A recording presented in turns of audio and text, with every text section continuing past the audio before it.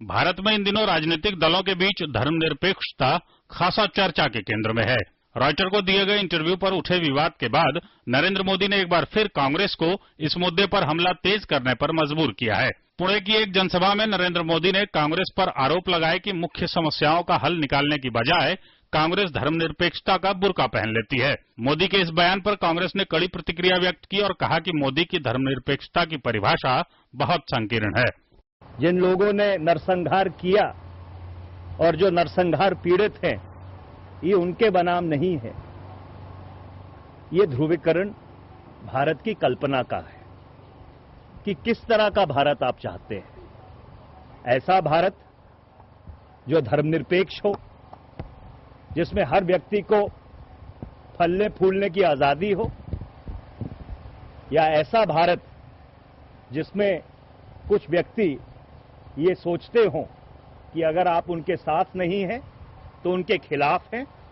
मोदी के बचाव में सामने आई भाजपा ने कहा कि कांग्रेस मोदी के चुनिंदा शब्दों को पकड़ती है और लोगों से जुड़े मुख्य मुद्दों से ध्यान भटकाने की कोशिश करती है। तो जब भी इनकी गाड़ी का पहिया फंसता है भ्रष्टाचार की दलदल में और मूल्यों की वृद्धि पर, तो वो सांप्रदायिक असंप्रदायिक के बुर्के के पीछे छुप जाते हैं। और यही बात नरेंद्र मोदी जी ने जो कल कही, वही बात जो है आज ये खुद प्रूव कर रहे हैं।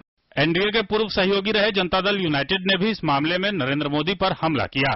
जदयू ने कहा कि मोदी चतुराई से खास शब्दों के जरिए एक खास समुदाय पर हमले करते हैं। नरेंद्र मोदी जी बड़ी चालाकी से, लेकिन ढिठाई से वो इस तरह के प्रतीकों का, इस तरह के अल्फाजों का, इस तरह की शब्दावलियों का इस्तेमाल करते हैं जो कि माइनॉरिटी के लिए, मुसलमानों के लिए वो उस पर इंगित होता है। ये बहुत खतरनाक है। इस मुद्दे पर शशि थरूर और कड़े रुख के साथ सामने आते हैं और कहते हैं कि बुर्का खाकी पैंट की तुलना में बेहतर है। अगर आप एक तरफ बुर्का देखना चाहते हैं, दूसरे साइड खाकी शॉर्ट्स, तो मेरे ख्याल में one is preferable to the other. और मेरे ख्याल में the burqa, whether you like it और not, is better than the khaki shorts. One may represent a certain attitude to a particular faith. The other represents hatred and intolerance of other communities and other belief systems. वाम दल धर्मनिरपेक्षता के मुद्दे पर कांग्रेस और भाजपा दोनों ही दलों को आड़े हाथ लेते हैं।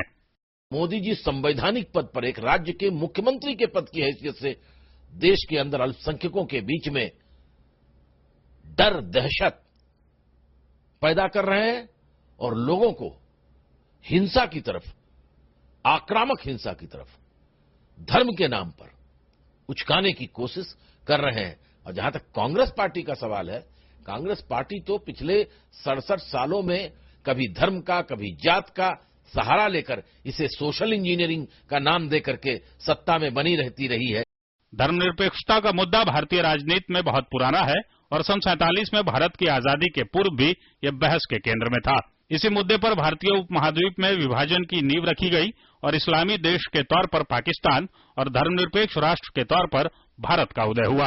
लेकिन राष्ट्रीय राजनीति के फलक पर मोदी के उदय के बाद से ही एक बार फिर नेताओं के बीच धर्मनिरपेक्षता को नए सिरे से परिभाषित करने की होड़ लग गई है। ब्यूरो इनपुट और निशांत सौरभ के साथ संदीप झा, डीडी न्यूज।